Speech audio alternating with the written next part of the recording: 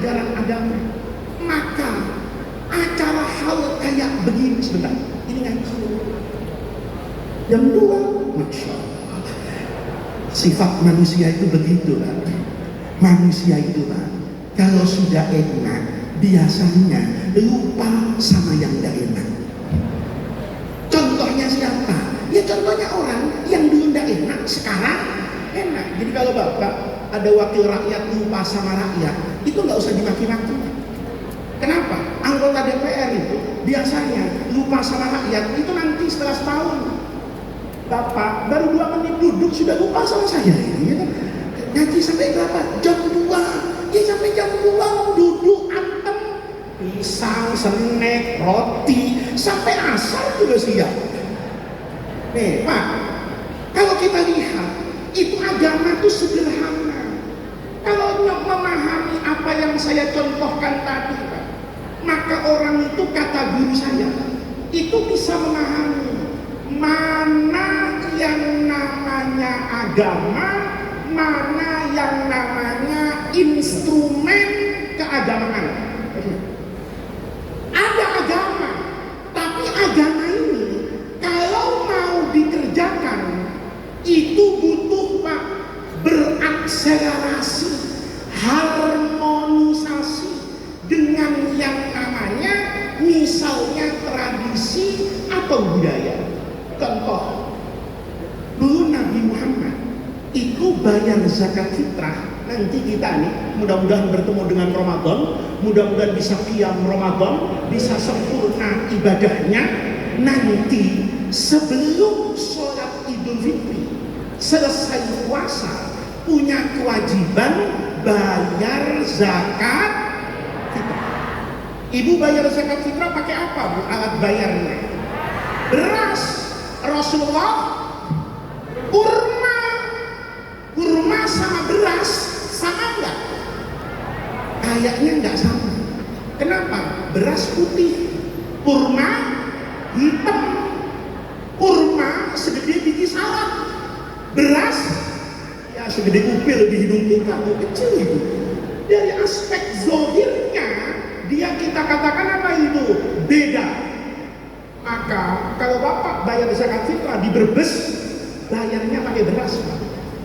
Kalau pakai kurma, insya Allah sampai lebaran kuda nggak ada yang ambil. Ayo, coba telepon orang miskin. Apalagi di Jakarta. Di Jakarta sekarang, masya Allah, mazhabnya Imam Abu Hanifah semua. Kenapa? Kalau disuruh ngambil beras, orang miskin sekarang tuh sombong Pak. Bahkan punya WhatsApp grup orang miskin sekarang. Ya, jadi mustahik zakat fitrah itu ada WhatsApp grupnya, diumumkan sama masjid di saya. Bu, tolong ambil zakat fitrah ke masjid. Jawab orang miskin sekarang, zakat fitrahnya apaan? Ya kata panitia beras lah 2,5 kilo, mau apa lagi? Kata orang miskinnya, ya Allah, cuman beras 2,5 kilo. Gua dari rumah gua nih ke masjid naik angkot 5.000, pulangnya 5.000, cuma nenteng beras. Gua nggak butuh beras segitu, kasih orang lain, gua nggak semiskin itu. Bener enggak? Ya di Brebes mungkin nggak gitu, tapi di Jakarta begitu. Anehnya nih, kalau dikonversi ke uang datang semua. Bu, ambil zakat fitrah berapa? 2,5 kilogram. Ditanya, kalau yang duit berapa? Ada. Ini karena dikonversi ke beras yang bagus, maka zakat fitrah ditetapkan nilainya 70.000. Aneh, datang semua baris itu. Kenapa? Karena orang sekarang itu butuhnya pulsa. Lihat, makanya orang sekarang itu sama Pancasila itu jarang ingat. Karena Pancasila itu keadilan sosial bagi seluruh rakyat Indonesia.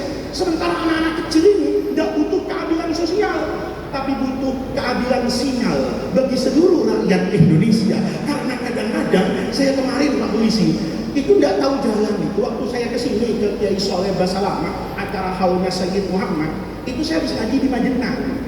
Begitu ngaji di Majenang, sebelumnya saya itu ngaji di Tegal Pak.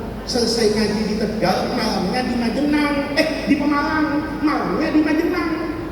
Saya tawakal dan tawassul dengan Google Map.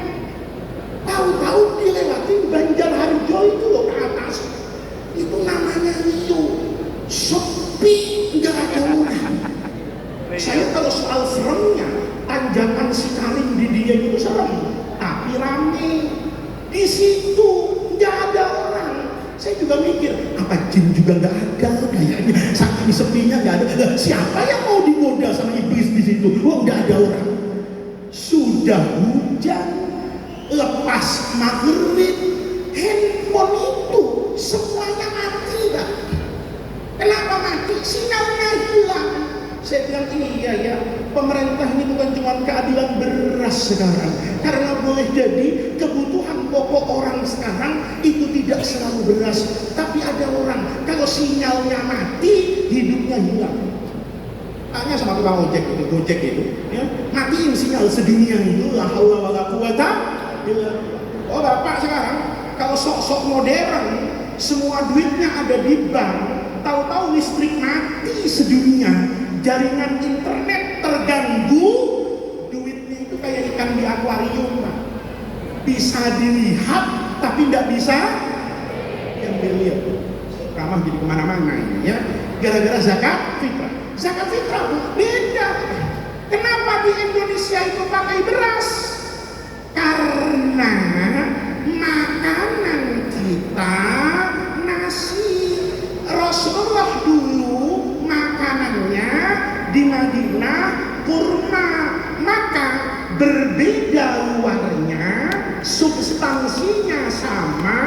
Kata usul fikih, kata balaghah, wajhus syabahnya, kata usul fikih, illatul hukminya sama, maka hukumnya sama.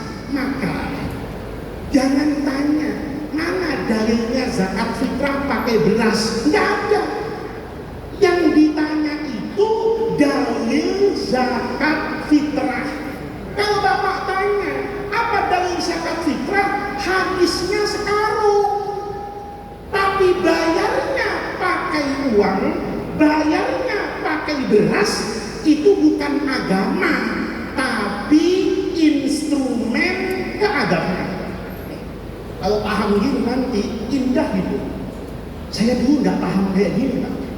Saya dulu ikut ayah saya di Indonesia itu ngaji kemana-mana. Itu kalau lihat kiai, kalau nggak pakai jubah, dia sarungan. Ini kiai.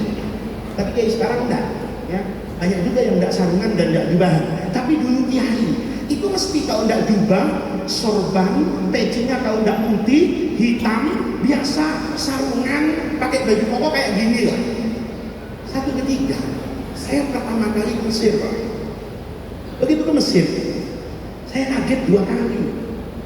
Yang pertama, waktu sholat taraweh, jadi teman saya itu yang sudah lama di Mesir, itu bilang tahun 99, Gus, saya baru sampai ke Kairo. Gus, nanti tarawehnya jangan di masjid. Loh, di mana kata saya? Di musola situ. Kenapa? Taraweh di musola situ enak lah, khusyuk, tidak banyak yang sholat di situ. Oh, ya sudah. Begitu malam Ramadannya sudah isbat, saya ke musola itu. Saya tanya lagi sama teman saya ini, kenapa sih saya dipaksa taraweh di sini? Kata teman saya, taraweh di sini enak, Gus, khusyuk. Kenapa? Kata saya, ini imam masjidnya berijtihad, imam musolanya berijtihad, ikut hadis riwayat Abu Salamah an Aisyah radhiyallahu anha yang diriwayatkan secara lafaz dalam sahihnya, dalam Sunan At-Tirmizi, tapi usulnya ada di Bukhari dan ada di Muslim. Itu meriwayatkan Ummul Mukminin Aisyah bahwa Nabi itu kalau sholat malam, Ramadan nggak Ramadan, itu cuma 11 rakaat. Dengar kayak gitu saya senang, Pak. Kenapa? Di Jakarta nih, sholat tarawih itu 23 rakaat, setengah jam selesai. Saya mikir, kalau 23 setengah jam, berarti kalau 11 ya 10 menit, kan diskon 50%, Pak. Sholat saya di situ agak curiga juga saya. Biasanya kalau semakin cepat jamaahnya semakin banyak. Ini kenapa jamaahnya sedikit, kata saya. Sholat, Pak. Begitu sholat isya nggak ada yang aneh. Waktu tarawih itu rakaat pertama imamnya baca surah Al-Baqarah. Ingat ya, ini Al-Baqarah Quran, bukan Al-Baqarah tahlilan. Beda. Al-Baqarah Quran panjang, Al-Baqarah tahlilan 2 menit selesai. Kenapa? Lo depannya doang. Habis itu tengahnya ayat kursi, habis itu amanah Rasul. Itu namanya Al-Baqarah. Harus jelas kalau ngajar, ya. Ini Al-Baqarah Quran dibaca. Masya Allah, rakaat pertama Al-Baqarah. Jangan tanya rukuk sama sujudnya, lama betul. Rakaat kedua Ali Imran. Itu kalau dipraktekkan di Masjid Agung Brebes, insya Allah habis sholat minimal sendal imamnya hilang.